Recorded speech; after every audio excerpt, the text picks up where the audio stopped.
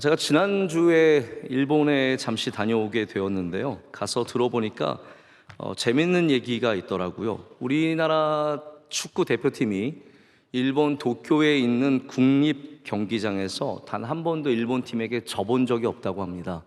그래서 일본 사람들이 거기에 대해서 굉장히 자존심이 상해 있다고, 거기 가서 비길지언정 질 수는 없다. 우리나라는 축구는 반드시 이겨야 되는 거죠. 그래서 우리가 이기거나 비기거나 일본 사람들이 거기서 경기를 할 때마다 굉장히 아쉬워한다는 거죠.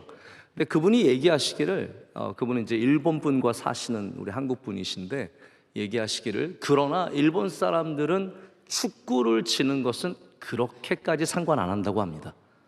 저도 괜찮다는 거예요. 그러나 일본 사람들은 야구 치는 건 절대로 못 참는다고 합니다. 야구만큼은 반드시 이겨야 되는 거죠. 그래서 우리가 2009년에 미국 LA에서 있었던 WBC 대회에서 일본을 이기고 나서 우리 봉준군 선수가 마운드에 태극기를 꽂았거든요. 그게 일본 사람들의 마음을 굉장히 건드렸다고 합니다. 한국에 야구 져서 안 그래도 속상한데 태극기까지 꽂고 나니까 거기에 대해서 굉장히 뭔가를 도전을 받은 거예요. 특별히 스즈키 이치로라고 하는 선수가 거기에 굉장히 대노했다고 합니다. 그래서 이를 갈고 결승전에서 우리나라를 만났는데 우리가 졌습니다. 태극기만 안 꽂았어도 이길 수 있었는데 너무 우리가 자존심을 건든 거예요. 일본은 그만큼 야구의 진심이라고 합니다. 그런 일본이 자랑하는 선수가 있는데 오타니라고 하는 선수입니다. 여러분, 오타니를 아실지 모르겠는데 원래 야구는 투수를 하든지 타자를 하든지 하나만 하는데 이 오타니 선수는 투수로도 타자로도 지금 세계의 최고입니다. 그러니까 한쪽 분야에서만 잘해도 대단한 건데 이 오타니 선수는 양쪽 분야에서 최고의 성적을 거두면서 정말 모든 사람들이 사랑하는 선수가 되었습니다. 이 선수는 전무후무한 선수고 지금 만드는 모든 기록들은 앞으로 메이저리그에 영원토록 남을 수 있게 되는 그러한 기록들이 됩니다. 제가 남자로서 봐도 굉장히 멋있습니다. 먼저는 잘생겼습니다. 운동만 잘할 것이지 잘생겼습니다. 그리고요, 성품도 얼마나 좋은지 모릅니다. 말하는 거 하나하나 보면은 굉장히 성숙한 사람이고 인품이 느껴질 정도로 굉장한 선수입니다. 여러분, 대부분의 운동선수들은 우리가 상상을 초월하는 운동 능력을 갖고 있습니다. 달리기가 어마어마하게 빠르고, 그리고 이 힘이 세고, 눈과 손의 코디네이션이 우리가 상상하는 그 이상을, 기술을 초월하기 때문에 이분들의 운동신경은, 능력은 대단한데, 그렇지만 그 운동선수들이, 그렇게 운동 잘하는 선수들이 여러 종목에서 두각을 내는 선수는 전무합니다. 찾아볼 수가 없습니다. 마이클 조던이라고 하는 최고의 농구 선수가 자기 커리어의 정점에서 농구를 그만두고 야구를 했습니다. 이 사람 원래 야구를 좋아했어요. 그래서 키가 2m에 가깝고 그런 근육과 그런 빠르기를 갖고 있는 선수가 야구를 했는데 이 선수가 몇 년 동안 야구를 하면서 마이너 리그를 벗어나지 못했습니다. 메이저 리그에 가서 뛸 수가 없어요. 이렇게 뛰어난 선수도 두 종목을 감당할 수가 없는 겁니다. 모든 대부분의 선수들이 한 종목만 열심히 하는 이유가 있습니다. 왜냐하면 다른 걸 해도 잘 못한다는 것을 알기 때문입니다. 모든 것을 다 잘할 수 있는 사람은 없습니다. 결국 우리는 무엇인가를 선택하고 집중해야 합니다. 하나님께서 우리 모든 사람들에게 성령의 충만함과 함께 은사를 주십니다. 그것을 기프트라고 하죠.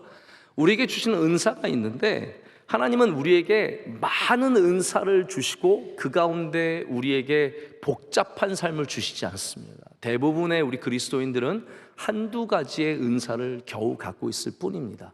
그래서 바울도 은사에 대해서 고린도전서에서 쓰면서 남의 은사를 너무 사모하지 말라라는 거예요. 내게 주신 은사, 내게 주신 것을 감사하고 사모하고 그것을 사용하는 것이 귀한 것이라고 가르치지 않습니까?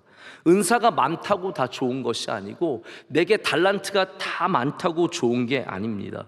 분주하게 일을 버려놓고 하나도 감당하지 못하는 모습은 예수님의 사람, 예수님의 제자답지 못한 모습입니다. 오늘 말씀에는 예수님을 사랑한 두 여인의 이야기가 나옵니다.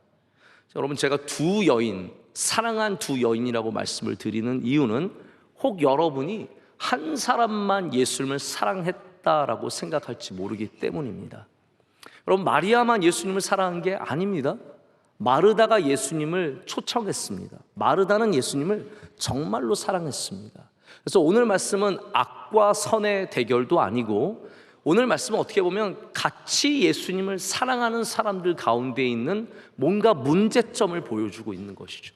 우리 모두가 다 예수님을 사랑하고 예수님 앞에 있지만 어떤 누구는 예수님의 말씀을 선택하여 그의 발치에 앉게 되는 것이고, 어떤 누구는 너무 분주한 삶 가운데 번잡하고 정신이 없어서 예수님께 짜증만 내는 사람이 된다라는 것, 이것이 바로 오늘 말씀의 진정한 목적이 아닐까 생각합니다. 여러분, 우리는 마르다가 귀한 것을 분명히 인정해야 합니다. 어떤 찬양 사역자가 마르다의 식탁이라는 찬양을 만들었습니다. 이 찬양의 내용은 교회에서 정말로 수고하시고 봉사하시고 열심히 온 몸과 마음을 다해서 헌신하시는 분들을 높여드리는 찬양입니다. 그분들 기억하자라는 거예요. 마르다 없이 오늘도 누군가 여러분 식당에서 봉사하고 있기 때문에 우리가 예배를 마치고 가서 맛있는 점심을 먹을 수 있는 거 아니겠습니까? 오늘도 이렇게 찬양대가, 오늘 찬양대 왜 이렇게 많이 서셨어요? 네. 찬양대가 일찍 와서 찬양을 준비하셨기 때문에 우리가 찬양의 은혜를 누리는 거 아니겠습니까? 그래서 마르다의 삶이, 마르다의 자리가 정죄되어서는 안 됩니다. 다만 이 이야기의 목적이 있습니다. 두 사람 다 예수님을 사랑했지만 오늘 이야기의 목적은 제가 드리는 목적이 아니라 예수님께서 말씀하신 것 가운데 있습니다. 마지막 두 절을 이렇게 예수님께서 말씀하십니다. 마르다야, 마르다야, 내가 많은 일로 염려하고 근심하나 몇 가지만 하든지 혹은 한 가지만이라도 족하니라. 마리아는 이 좋은 편을 택하였으니 빼앗기지 아니하리라. 여러분, 여기 굉장히 다른 양극단의 동사들이 있습니다. 한 사람은 염려하고 근심했습니다. 너무 일이 분주하고 많아서 염려하고 근심에 빠져 있는 제자가 되었고, 다른 한 제자는 예수님의 말씀을 택하였습니다. 그 말씀을 택하였기 때문에 그것에 집중하였고, 그로 인해서 예수님께 칭찬을 받는 사람이 되었습니다. 여러분, 이 말이 무슨 말일까요? 우리가 다 할 수 없다라는 거예요. 모든 걸 다 하려고 하지 말고 가장 중요한 것을 우리 삶 가운데 집중할 수 있어야 된다라는 것입니다. 우리 현대 사회인들이 얼마나 분주한 삶을 삽니까? 회사를 다니지만 뭔가 뒤처지지 않기 위해서 그 삶 가운데 얼마나 발버둥 칩니까? 회사를 가기 전에 뭐라도 하나 공부해야 되는 거 아닌가? 아침 일찍 학원을 다니시는 분들도 있습니다. 또 틈틈이 코딩을 공부해서 뭔가 사람들이 아는 수준 이상으로 올라가려고 노력합니다. 출퇴근하는 바쁜 그 지하철에서도 이어폰을 꽂고 중국어 이얼산스 배우고, 뭐 영어 다시 배워서 How are you? My name is 뭐 이거 하시면서 열심히 공부를 합니다. 주말에는 또 아이들 데리고 테마파크 간다고, 에버랜드 간다고, 롯데월드 간다고 계획을 세우고, 또 동시에 뭐 저기 함께 기업하는 사람들이 골프 치자고 하면 또 그 약속도 잡고, 저녁에는 친구들 모임 가고, 얼마나 숨 쉴 틈 없이 일주일이 지나가는지 모릅니다. 여러분, 그것뿐이겠습니까? 우리 또 교인들은 주일날 교회 와서 또 여기서 얼마나 많이 수고하고 섬깁니까? 제가 교회를, 여러 사이즈의 교회를 경험하면서 느끼는 건데요, 어떠한 사이즈가 되든 일꾼은 부족합니다. 저는 일꾼이 남아도는 곳은 단 한 번도 경험해 본 적이 없습니다. 모든 곳이 다 그렇습니다. 그러다 보니까 봉사를 한 군데만 하시는 것이 아니라 두 군데, 세 군데 하시는 분들이 참 많이 있습니다. 오늘도 찬양대 서셨지만 찬양대 마치고, 아니 이전에 이미 봉사하신 분들도 계시고, 이거 마치고 또 봉사하러 가신 분들 계시죠? 고개 좀 한번 끄덕거려 보세요. 나는 또 봉사하러 갑니다. 여기 오늘 관현악 서신 분들도 어떤 분들은 1부, 3부, 5부 이런 식으로 하시고 정말 끊임없이 봉사합니다. 이것뿐이겠습니까? 구역장도 하시고 남녀 선교회도 하시고 많은 일을 감당하십니다. 게다가 지난주에는 시어머니가 또 넘어지셔서 다치셨어요. 그러니까 또 시어머니 가서 돌봐드려야 되고, 친정 어머니는 요즘 속이 안 좋으시대요. 그러니까 또 먹을 거 해서 갖다 드리고 정신없이 살아갑니다. 그러면서 우리는 내가 정말 하나라도 제대로 하는 것이 있나라는 생각을 가지며 살아가게 됩니다. 그렇다고 놓을 수 있는 것, 내가 정말 다 내려놓고 싶은데 내가 다 내려놓을 수 있는 상황도 아닌 거죠. 많은 일을 벌리고 내가 제어할 수 없는 그런 상황에서 우리는 마르다처럼 예수님께 짜증이나 내는 사람이 되기가 쉽습니다. 오늘 등장하는 이 두 자매가 굉장히 다른 걸 느끼십니까? 제가 마르다에 대해서 좀 한번 설명을 드려볼게요. 마르다는 우리 본문과 여러 상황들을 저희가 봐서 유추해보고 짐작해 본다면 굉장히 적극적이고 활발한 사람이었을 것 같습니다. 요즘 MBTI로 따지면 인싸 ESTD 정도 되는 겁니다. 이분은 인싸예요.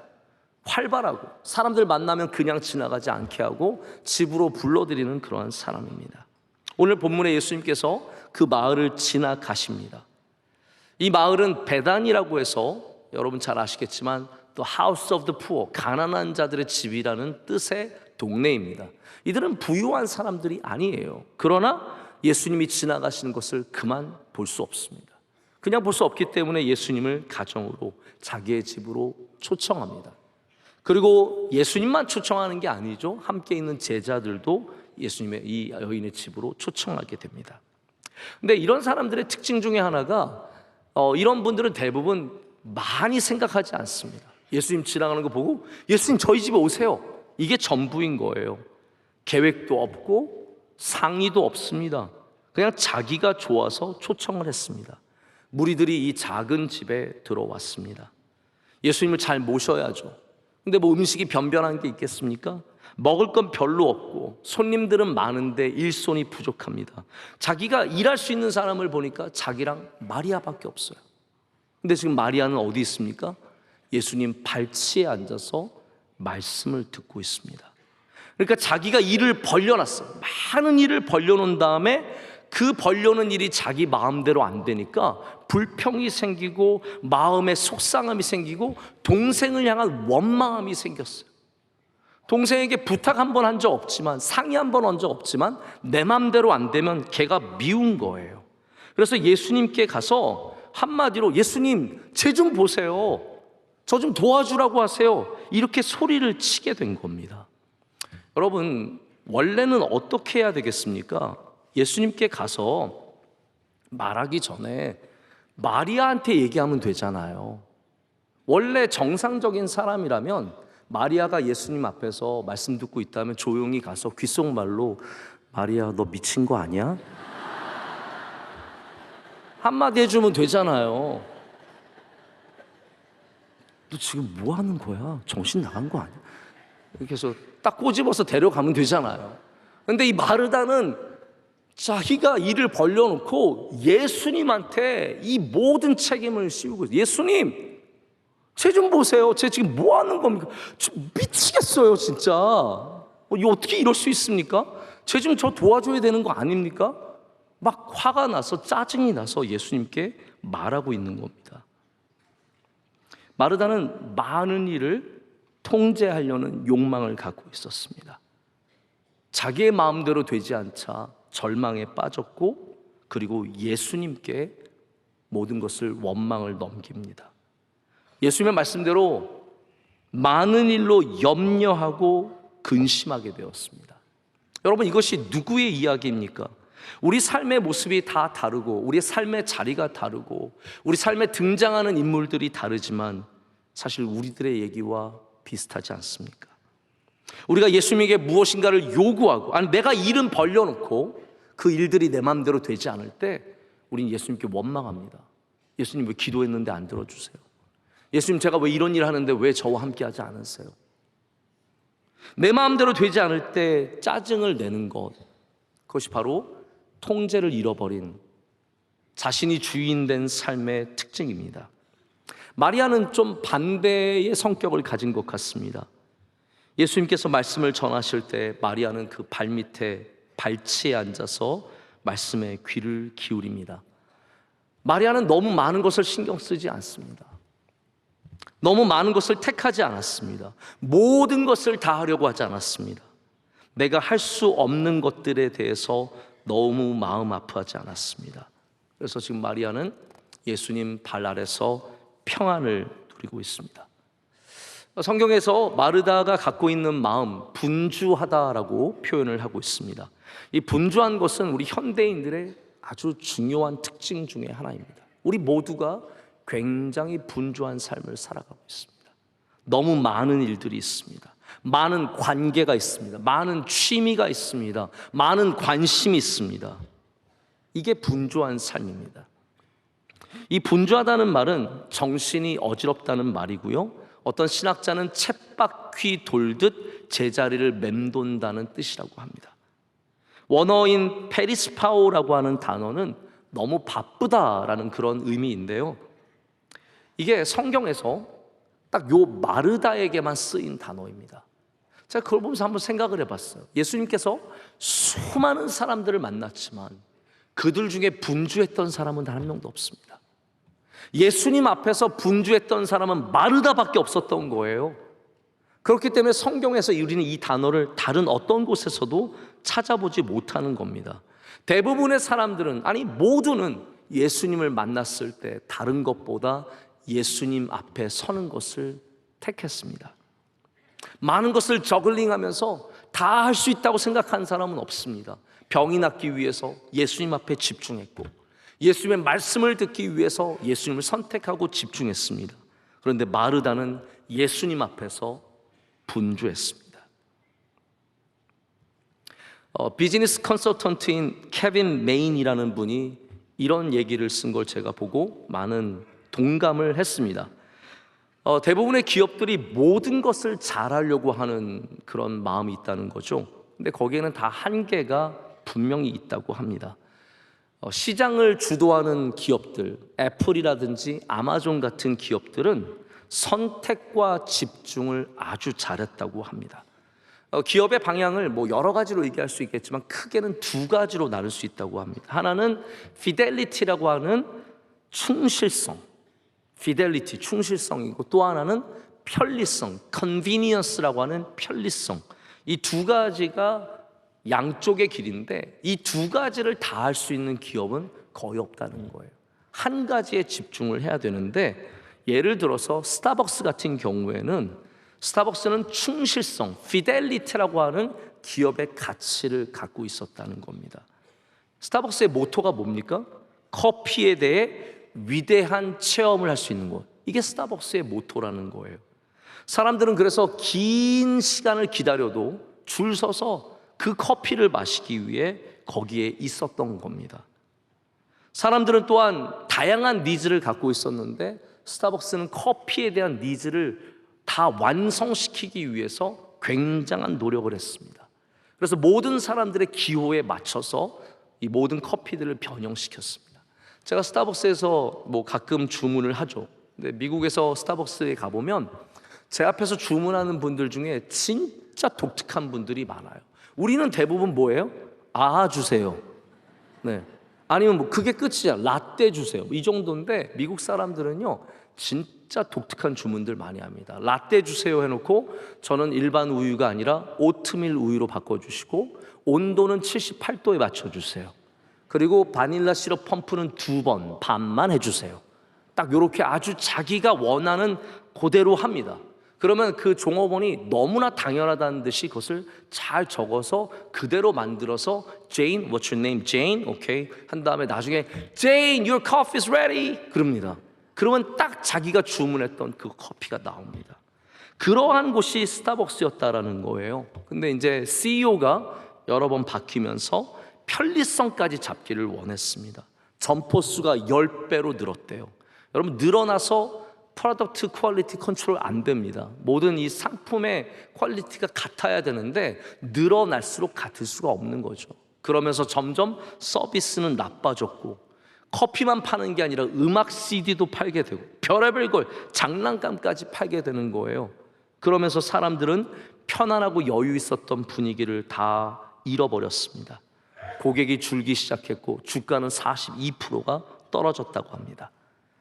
이제 다시 스타벅스는 점포수를 줄이고 충실성을 되찾기 위해서 편리성으로 가던 방향을 바꿔서 충실성의 모든 것을 다시 포커스를 맞추고 있다는 얘기를 들었습니다. 그럼 비즈니스도 선택과 집중이 중요하다는 거죠. 여러분, 신앙도 그렇습니다. 마리아는 선택과 집중이 분명한 사람이었습니다. 오늘 마르다가 하는 준비라는 것, 이것이 사실은 절대로 나쁜 말은 아닙니다. 우리 보통 요즘에 교회 용어들에 대해서 인식이 굉장히 높아져서요, 교회에서 쓰는 말들 조심하는 것들이 되게 많습니다. 그 중에 하나가 이제 준비 찬양. 옛날에 준비 찬양 당연히 썼는데 요즘에 준비 찬양이라고 안 해요. 예배 전 찬양 뭐 이런 식으로 바꿨어요. 찬양이 찬양이지 무슨 준비가 어딨냐라는 거예요. 근데 오늘 단어를 보면은 준비라는 단어가 절대로 나쁜 단어가 아닙니다. 여러분, 저랑 같은 성경은 아니시지만 대부분의 성경에 이런 기능이 있는데 제가 한번 가르쳐 드릴게요. 오늘 40절 말씀을 한번 보십시오. 마르다는 준비하는 이라고 되어 있죠. 그 준비하는 거에 보면 1번이라고 적혀 있는 분들 계세요?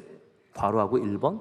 그러면 아래로 내려가 보세요. 그러면 여러분 박스 안에, 아래에 있는 박스에 1번 해놓고 헬, 봉사하는 이라고 적혀 있는 분들 계실 겁니다.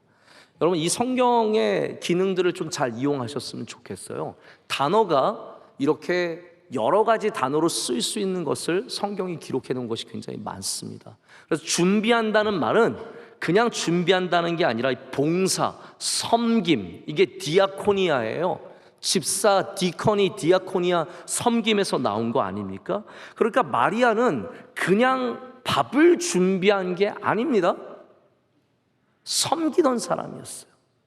섬기는 사람인데 문제는 뭐냐면 그 섬김도 나를 짜증나게 하고 나를 화가 나게 하고 나로 하여금 예수님과 부딪히게 한다면 우리는 어쩌면 너무 많은 일을 하고 있을지 모르겠다는 것이죠. 오늘 예배를 준비하신 분들이 계십니다. 예배위원들 일찍 와서 예배를 드리고 예배를 준비합니다. 찬양대가 일찍 와서 찬양으로 준비합니다. 여러분 가운데도 2부 끝나자마자 오셔서 기도하시면서 예배를 준비하시는 분들이 있습니다. 여러분, 그 가운데 예수님 발 앞에 앉는 은혜가 함께 있으시길 축복합니다. 우리의 모든 섬김과 우리의 모든 준비가 절대로 나쁜 것이 아니지만 예수님을 떠나서 내가 주인이 된 곳에서, 내가 주도하는 곳에서 하는 일들은 이렇게 우리를 마음 아프게 만드는 것입니다. 여러분, 그래서 마르다의 실수는 뭐냐 하면 이 집의 주인이 여전히 자기였다라는 것입니다. 여러분, 기독교는 예수님을 초청하는 종교입니다. 할렐루야. 예수님을 오늘 말씀에도 택하였다라고 되어 있고 마르다는 초청하였습니다. 그런데 우리는 예수님을 초청한 후에는 예수님이 우리 삶의 손님이 아니라 주인이 되어 주셔야 합니다. 그게 차이라고 저는 생각을 합니다. 우리는 주님을 초청합니다. 오늘도 주님을 우리 삶 가운데 모십니다. 근데 잠깐만 머물고 가시는 주님이 아니라 내 삶의 주인, 나의 가정의 주인, 우리 교회의 주인, 모든 곳의 주인으로 삼을 수 있어야 된다는 거죠. 근데 마르다는 자기가 주인이에요. 마르다가 예수님을 초청했습니다. 그 말은 다시 말하자면 이 집의 가장이 마르다라는 말입니다. 마르다는 이 집의 가장으로서 예수님을 초청하였고 모든 것에 책임을 지고 있었어요. 그러다 보니까 내 마음대로, 주인의식이 지나쳐서 내 마음대로 안 될 때 화가 나고 절망하는 겁니다. 부모님들이 내 아이의 주인이 나라고 생각하면 아이들이 내가 원하지 않는 직업으로 가면은 화가 나고요, 내가 원하는 사람 아닌 사람과 만나면 절망합니다. 아이들의 주인이 예수 그리스도가 되도록 만들어 주셔야 합니다. 그러면 그 아이들은 어떠한 길을 걸어도 복된 길을 걷게 되어 있습니다. 내가 주인이 된다고 아이들이 다 잘 되는 것이 아니거든요. 그러나 우리는 우리가 주인이 되어서 내 맘대로 안 될 때 얼마나 힘들고 마음이 어려운지 모릅니다. 여러분, 교회의 주인은 예수 그리스도입니다. 목사가 아닙니다. 목사가 자기 마음대로 안 된다고 화가 나고 짜증이 나면 그거는 목사가 교회의 주인 노릇을 하고 있었기 때문입니다. 내가 인생의 주인 노릇을 하는지 주님을 주인으로 모시고 있는지 자가 진단하는 법이 있습니다. 오늘 마르다의 질문은 똑같은 질문을 한번 생각해 보시면 되겠습니다. 40절에 마르다가 이렇게 예수님께 묻습니다. 주여, 내 동생이 나 혼자 일하게 두는 것을 생각하지 아니하시나이까? 그를 명하사 나를 도와주라 하소서. 여러분, 이게 어떠한 말이라고 생각을 하십니까? 제가 볼 땐 이런 것 같아요. 예수님은 내가 원하는 삶을 도와주시는 분이시지 주인은 아니라는 거예요. 이 집의 주인이 나기 때문에 이렇게 일이 되어야 하고 이런 방향으로 가야 하고 예수님 그걸 도와주셔야 돼요. 여러분의 만약에 기도가 예수님, 제가 원하는 길이 있습니다. 저 이 회사 원하고 이 직업 원하고 이 학교 원합니다. 이거 주님 도와주셔야죠. 그리고 그대로 되지 않으면 예수님께 짜증내죠. 예수님 살아계신 거 맞습니까? 예수님 정말로 역사하시는 거 맞습니까? 왜 제 마음대로 안 됩니까? 결국 우리가의 기도에 많은 불평과 불만이 내 마음대로 되지 않는 것에 있지 않습니까? 여러분, 그 사람들이 다 결국은 자신이 주인된 삶이라는 겁니다. 내가 상황을 통제하고 내가 원하는 방향이 있고 예수님은 도와주시기만 하면 되는 거예요.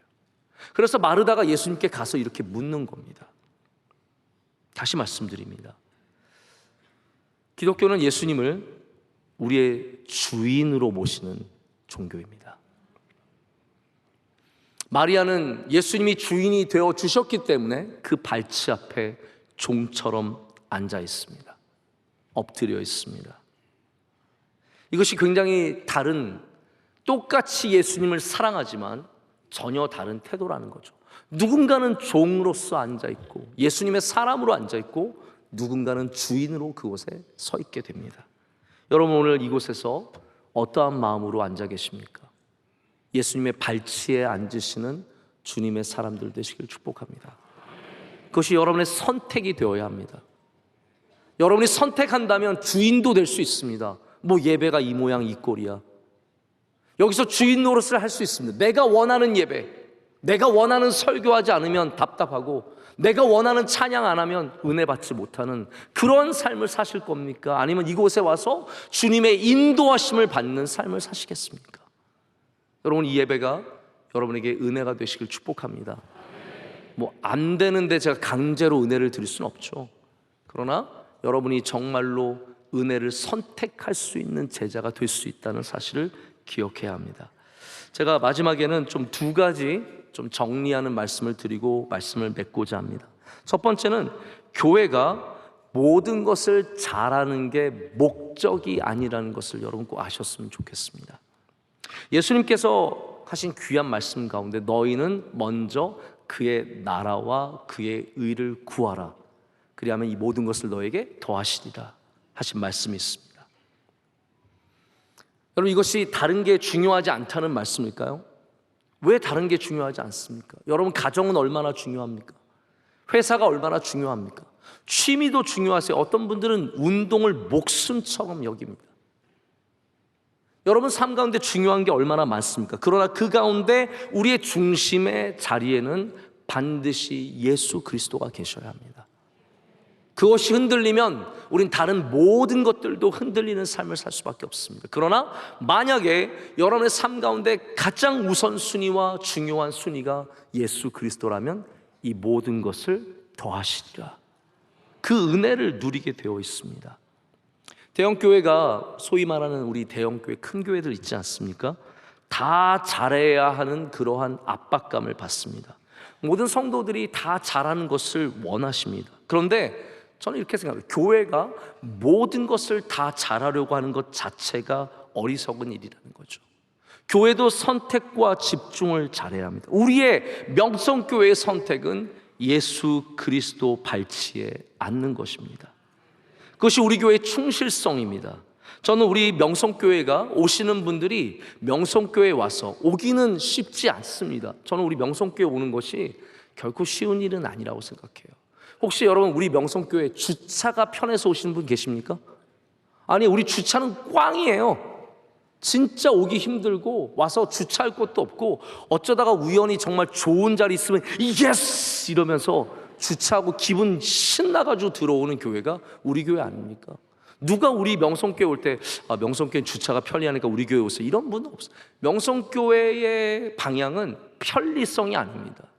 우리는 복음을 경험하는 교회가 되어야 합니다. 여기 오면 충실한 복음이 있어서 예수 그리스도의 복음이 선포되고 어디를 가든지 복음을 경험하고 그 복음의 가치 때문에 불편함을 감수할 수 있는 교회가 되어야 합니다. 저는 우리 교회 밥도 맛있게 했으면 좋겠어요. 지난주에 저희가 돈가스를 했는데 다들 맛있게 드셨지만 제가 볼 때는 너무 돈가스가 이게 고기인지 뭔지 잘 확실하지 않은 얇기가 너무 얇아서 제가 실망했어요. 그래서 이번 주 돈가스 안 했습니다. 제가 돈가스 우리 바꾸자. 이거 교인들한테 진짜 고기를 주자. 그래서 어제 저희가 3개 업체에서 샘플을 받았는데 그거는 진짜 맛있더라고요. 근데 하나는 미치고 팔아야 돼요. 요즘에는 여러분 얼마나 물가가 올랐는지 어떤 돈가스를 선택하면 저희가 원가가 4,300원이 들어요. 여러분한테 4,000원을 어떻게 팔아요? 저는 또 그거는 또 싫더라고요. 원가를 밑져가면서 고생하시는 분들도 많은데, 그래서 그럼 한 3,700원, 800원의 원가를 맞추고 최대한으로 하여튼 뽑아낼 수 있는 고기의 두께를 최대한 늘려가지고 다 먹어봤습니다. 일일이 먹어보고 맛있는 거 고르는 거예요. 돈가스도 맛있었으면 좋겠고요, 우리 커피도 맛있었으면 좋겠어요. 제가 수요일도 말씀드렸지만 저희 커피 머신이 지난 10년간 정말 열심히 봉사하다 운명하셨어요.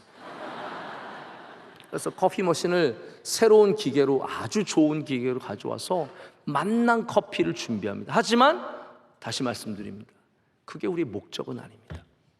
명성교회의 목적이 맛있는 커피와 맛있는 돈가스는 아닙니다. 우리는 충실한 복음, 우리가 정말로 집중해야 할 것은 충실한 복음입니다. 그것이 만족되면 우린 다른 것들은 별로 상관하지 않아도 괜찮습니다. 조금 불편해도, 조금 맛이 떨어져도, 조금 더워도, 조금 추워도 감당할 수 있게 되는 거죠.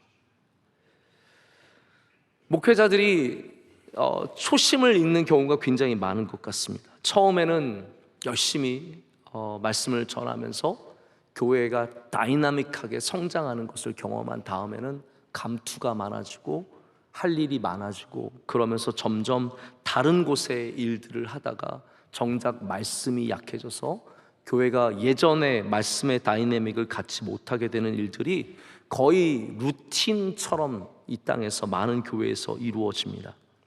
저는 바라기는, 제가 명성교회 목사로서 저는 사실 잘 됐어요. 어차피 이렇게 많이 불러주지도 않기 때문에 갈 곳도 없지만 제가 앞으로 어떠한 성장을 이루던 간에 저는 이 말씀을 중심한 목회를 끝까지 잘 감당하는 목사가 되고 싶습니다. 다 잘하는 목사가 아니라, 다 하는 목사가 아니라 이거에 집중할 수 있는, 여기에 집중할 수 있는 주의 종이 되기를 간절히 바라고 여러분도 그 일을 위해서 기도해 주시면 감사하겠습니다. 두 번째, 마지막으로, 제자는 모든 일에 힘을 쓰지 않습니다. 하나님은 우리 인간을 만드실 때 모든 것을 다 잘하게 만들지 않으셨습니다. 모든 것에 힘을 다 쓰게 만들지 않으셨습니다. 그래서 그리스도인에게는 선택과 집중이라는 중요한 삶의 자세가 필요합니다. 하나님께서 우리를 선택하시고 우리에게 집중하시는 것처럼 우리도 믿음을 선택하고 거기에 집중할 수 있어야 합니다. 근데 여러분, 우리가 집중하기 위해서는 긴급성을 가져야 합니다. 마르다도 긴급했지만 마리아도 긴급했습니다. 예수님께서 내 앞에 계시고 지금 말씀하시는 것, 그것이 너무나 중요했기 때문에 마리아는 그 예수님 앞에 앉아 있었습니다. 우리 사람들이 급하지 않으면 잘 움직이지 않습니다. 그래서 그 긴급성을 갖는 것이 굉장히 중요합니다. 저희 아이들 이제 가끔 유튜브를 보여주는데 저희가 시간을 늘 정해요. 앞으로 10분 남았다, 5분 남았다, 1분 남았다. 이제 13명 꺼야 돼. 근데 13 때 둘 할 때 끄는 애가 없어요. 아니 그러면 얼마나 고맙습니까? 하나 둘 하면 딱 꺼주면 진짜 고맙죠. 근데 아이들은 대부분 아홉 반에 반 그때서야 이제 끕니다. 사람들은 긴급하지 않으면 움직이지 않고 긴급하지 않으면 집중하지 않는 그러한 성향이 있습니다. 그때 하나님께서 우리에게 도전해 주십니다. 오늘 말씀은 우리에게 이 분주한 삶을 살아가는 우리들에게 주시는 너무나 귀한 긴급한 메시지입니다. 지금 우리가 선택하고 집중해야 할 것이 무엇입니까? 여러분의 삶 가운데 많은 일들 가운데 다시 한번 복음을, 예수 그리스도를 선택하고 집중하는 은혜가 있으시기를 간절히 축복합니다. 기도하시겠습니다. 하나님 아버지 감사합니다. 오늘 우리에게 말씀하여 주시고 우리 주의 복음으로 입혀주시니 감사합니다. 하나님, 우리 삶에 너무 많은 일들이 있고 우리가 다 잘하려는 마음이 있어서 분주해졌습니다. 마음에는 짜증이 생겼고 주님을 원망하는 마음들도 있었습니다. 하나님, 이 시간 우리가 주님 앞에서 많은 것들을 내려놓게 하여 주시옵소서. 단순한 삶의 힘을 갖게 하여 주시고 그로 인해서 명료한 마음으로 살아가게 하여 주시옵소서. 모든 근심과 걱정들 다 내려놓게 하여 주시고 우리 주님의 발 앞에서 힘을 얻어 주님이 주신 모든 일들을 넉넉히 감당하게 하여 주시옵소서. 예수님의 이름으로 기도드립니다. 아멘.